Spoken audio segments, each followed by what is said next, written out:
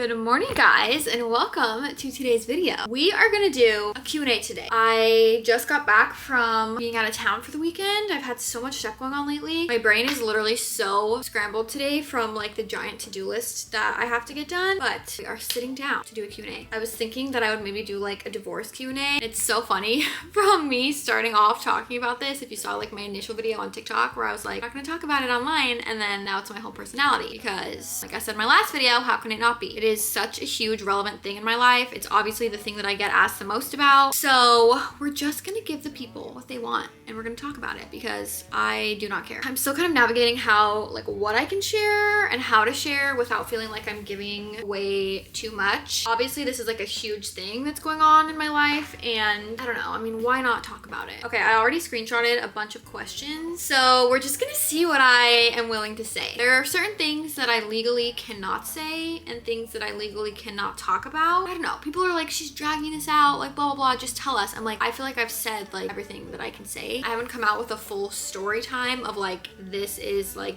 the entire thing all together in one place. But I have definitely talked about like what I have been through and my experience and whatever. So I don't know, but there's more questions. So we're just gonna go ahead and answer them. But before we get started, actually, I do want to say thank you to Ritual for sponsoring today's video. This is a new product of theirs. This is their stress relief. So this helps to provide a quick stress relief within the hour. Obviously, this is an extremely stressful time of my life. Like my stress levels, I feel like they're starting to kind of come down a little bit now that I'm out of certain situations and have like moved and I'm kind of just in a new phase and chapter of my life. This is clinically backed. It helps to promote a positive mood. One of the good things about Ritual is they have traceable ingredients so you can really see like what exactly everything is, why it's there, where it's coming from. You can also take this daily, so it helps with like daily cortisol management. If you like look in here, like each little ball has a purpose. I feel like I'm an expert now because I just did the deep dive on like this whole thing with like all the information that they sent me. Ritual has a lot of awesome products. I've taken their regular like daily multivitamin for women. I've taken their prenatal, I've taken their postnatal. You can also take them with or without food, which is nice. And they're also subscription based. So everything's automatic delivered right to your door. You don't have to worry about reordering it. I do have a link down below for you guys if you want to get 25% off of your first order. I highly recommend them. I seriously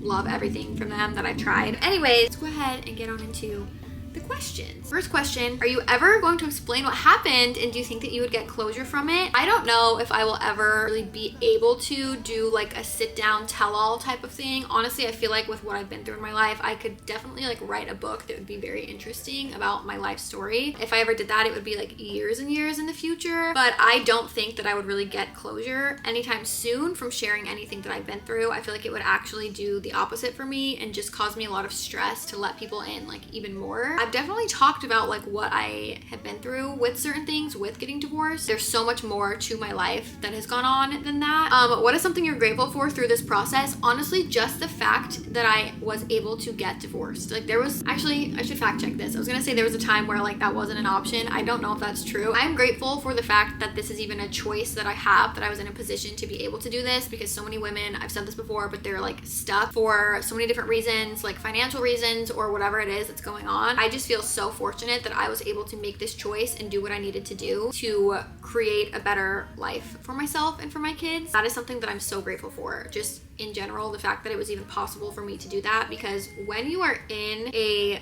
position where you are wanting to get divorced, it's just like living in hell, like over and over and over again. It's like the same type of thing every day. Like the definition, what is it? Like the definition of insanity is doing something over and over and over again and then expecting a different result, like doing the same thing over and over and expecting a different result. And that's kind of what being in the position of wanting to get divorced feels like, because when you're not there to be able to make that choice, like when you're not in a position to, whether that's just mentally you're not quite ready yet or you have other reasons that you're stuck, like it is just one of the worst feelings in the world. Like it's seriously so discouraging and awful. Yeah, I don't know. This is like, I want to be really forward with like what I actually think and how I actually feel in this video, but it's a lot. Like this is a big thing to go through, and I've had so many messages from people that have gone through like similar things, or they're going through it, or a lot of people ask like, how do you know when it's time, stuff like that. It's just a lot. But I'm gonna go to the next question, which is, how did you know that it was time to go forward with divorce? And I don't know how to even answer this because I think it's so different for everyone. But I think even when you're questioning, it's hard because this is obviously, like, I don't want to feel like I have to make any disclaimers or anything, but I'm only going off of my experience. I also feel like the phrase, you don't know what you don't know, is so true because kind of in the sense of like, you only know your experience from being in your relationship, if that makes sense. Like, I've only ever had one boyfriend. That was the first person I ever dated. That was the first person that I ever married. So I really only have one experience with one person. So there's so much that I don't know and that I didn't know, just in terms of like life and like what relationships can be like. This is so hard because it's so specific to like each person and their situation, but I want to like be so real in this video and I just don't even know how to do that because it's like such a deep thing. How do you know? How do you know it's time? I think that when you have tried and tried and tried and tried and nothing is changing, that's when you kind of know that it's time. What did you do with your rings? I don't have my rings on today. In general, like my regular rings that I wear, I have no idea where my ring is, you guys. I don't know. I don't know where my engagement ring or my wedding band are. They were in Salt Lake and then that house got packed up because I sold it. I had movers come and like pack everything. I'm pretty sure that the rings are in my, like with my other jewelry that I left there, but I'm not 100% sure. So I hope they're in there, but I definitely wouldn't like throw it away or something. Like, I don't know what's common for people to do. I think I would just save it probably for a long time in case my kids like ever wanted it for some reason, but pretty sure it's in Salt Lake, like in a storage unit somewhere. What is one thing you regretted besides getting married? LOL, we already know that. Okay, I picked this one because I had my answer and now I can't remember what my answer was. Oh, I think my answer was that I genuinely don't have anything that I really regret because I do feel like when I look back, I'm just like, there is nothing else that I could have done. Like, I tried and tried and tried. Honestly, yeah, I don't feel like I have regrets because I did everything that I was in the position to be able to do. I don't have regrets. And I think that that's a really good feeling too, because it would suck if I looked back and was like, oh, I wish I had like done this or done that or done this. But like, I look back and I'm like, realistically, those are just not thoughts that I have because I did try so hard. Would you ever get remarried? I've already answered this on TikTok, but the answer is no. Would I have a life partner? Sure. Would I have like a long-term relationship? Sure. But would I ever get legally married? No, because I would be terrified to be so trapped again, like in a position where you have to go through the process, like the legal process of divorce. It's just a freaking pain and it's just annoying and I don't need the government involved in my relationship. I know whenever I've talked about that before, people are like, oh, well, there's common law marriage, which I haven't looked into this because it doesn't matter to me right now. It's like not relevant. But I think that's if you are like in a long-term partnership and you like live together for a certain amount of time, then like the government kind of considers you married. Something like that. I think it varies by state. So if I was ever in the position to like need to be worried about that, obviously I'll look into that and check. But to get legally married and have a wedding and stuff like that, I wouldn't do. Would I maybe have like a commitment ceremony or something where it's basically like a wedding but without the legal part? Maybe. But right now I feel so traumatized at the thought of like being tied to anyone that I just can't ever picture that for myself. That's not to say that I am like completely closed off to meeting somebody and like having a partner or something like that. Did you try couples therapy? Yes. Did you find it helpful? No. I think the therapist just wasn't the best fit, but I did try, and I think couples therapy can be super helpful. And I actually do couples therapy now, which I do feel like is more helpful. Yeah, I don't feel like back then it was a super big help. Did it help you decide on divorce? No, because it wasn't that helpful at the time. What was it like navigating this with a preemie, a little preemie baby? My little baby was born at 34 weeks. She was a preemie. She was in the NICU. Honestly, that was the least stressful part of everything that I was going through, which I know sounds really crazy. And I don't want that to ever seem invalidating to anyone who has had a baby in the NICU because it is an extremely stressful experience. But I feel like for me to say that that was the least stressful part of my life at the time kind of just speaks to how stressful those other elements were. And my baby was only in the NICU for like 2 weeks, so luckily it wasn't a super long time. But yeah, the true answer is just that was not stressful for me personally compared to other situations that were going on. I had a lot of questions like this. It says, when did you have your final straw moment? Sending love. I don't know. I think probably when I actually contacted a divorce lawyer. I don't remember the specific exact thing that it was because there was just a lot of things. It wasn't just like one thing that like flipped a switch and was like, okay, this is done. Do you regret anything you've put out on social media about it? Honestly, no. I am really forward with who I am and how I am as a person, and so I feel like people kind of know that about me. I do feel like there's definitely like a softer side of me that I don't show quite as much for whatever reason, because I do kind of always have a little bit of an attitude. I just feel like when someone's behavior, like factual things that have happened, don't make them look great, like no matter who it is or what the situation is, it's just, that's not something to like put on me. Like that's not my fault. I don't know. I'm just sharing my experience and like what I'm currently living through. What's your relationship like with your ex-in-laws? I do not have one anymore, unfortunately. Yeah. It's sad. Is it hard being civil and forgiving him to co-parent? Yes. I'm not a person who forgives. I think it's one of my toxic traits, but it's definitely hard. Like it's so hard, but my daughters are the most important thing to me. So I obviously do whatever I need to do to get through those situations, because one, I don't have a choice, but two, I want to create like the best life and experience for them no matter what situation we're going through. I get a lot of questions about them actually. The next question is, how are your girls doing navigating this divorce? There's a million questions about my kids, about custody and like splitting time and things like that, and those are the types of things that I'm not going to share online because I don't think it's anybody's business. I know a lot of the people asking are maybe in a similar situation, or they like want to get divorced and so they're going to be in a similar situation, and so they kind of just wonder like technically and logistically like what does this look like for you, to get insight for their own lives. That's the type of thing. I know people are like, oh, why are you sharing anything? Like you said you weren't going to share for your kids, but like this is the type of stuff people don't need to know that. Like I'm not sharing the actual details and case information about my divorce or about how my children are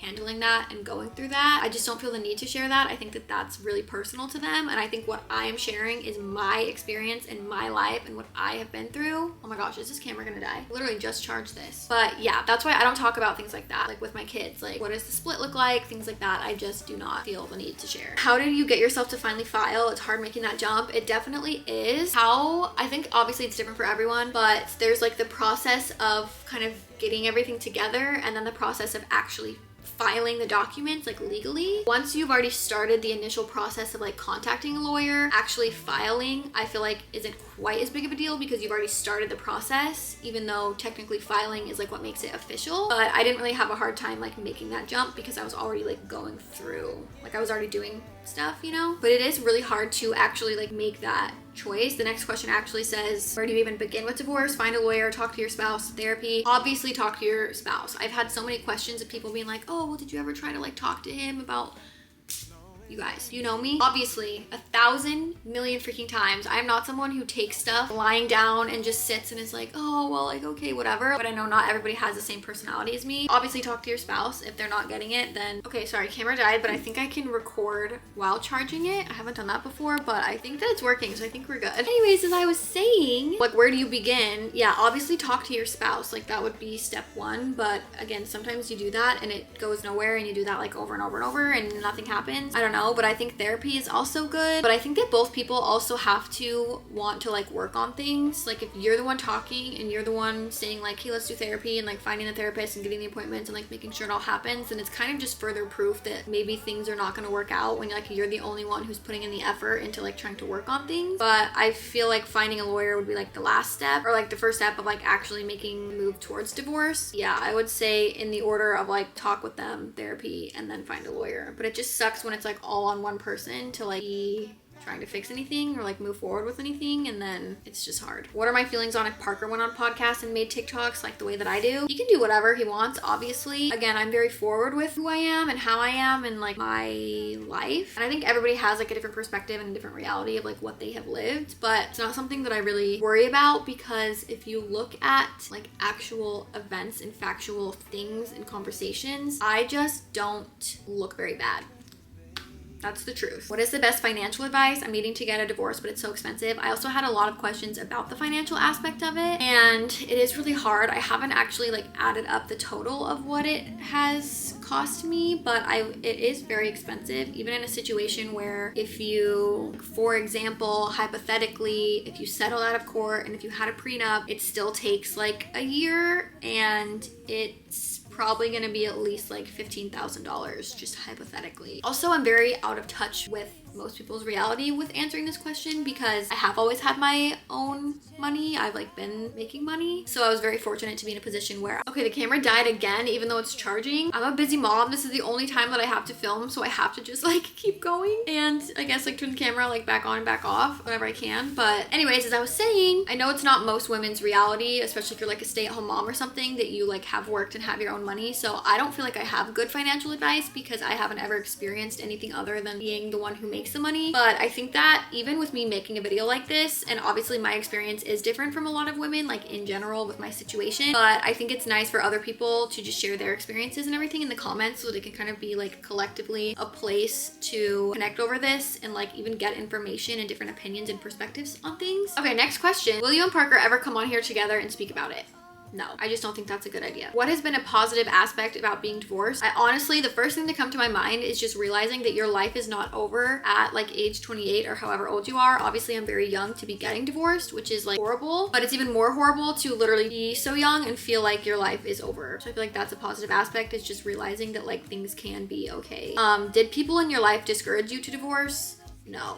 They didn't. I don't think a single person did. Okay, I feel like this is getting kind of long and my camera keeps dying, but there's a million questions. So maybe I'll answer a little bit of this one. And then if you guys want like part 2, let me know. I love chatty videos like this. I know sometimes people are like, oh, all you did is like talk. And I'm like, that is what a YouTube video is. I don't watch a lot of YouTube. I like listen to it. So I love videos like this. But the question I get asked a ton is, did you plan to get a divorce before or after finding out about your 3rd pregnancy? Obviously, I have an 8-month-old baby and I'm divorced and like have been in that process for a long time, but I do not get into the details of this for the sake of my beautiful baby daughter who does not deserve to have the world questioning her existence or why she's here. She was meant to be in our family. She was a planned baby. She completes our family. Out of respect for her, like I don't go into details of that. I understand that it's not very conventional to get divorced and like be divorcing while you're pregnant. Like she doesn't deserve to have people literally questioning like why she was born and why she's here. Yeah, I just feel like I don't need to like get into that. I understand the curiosity 1000%, but it just doesn't make sense to me to like share that information, whereas so much other information is like not as deep to me. Obviously getting divorced is like a big thing because you literally are giving up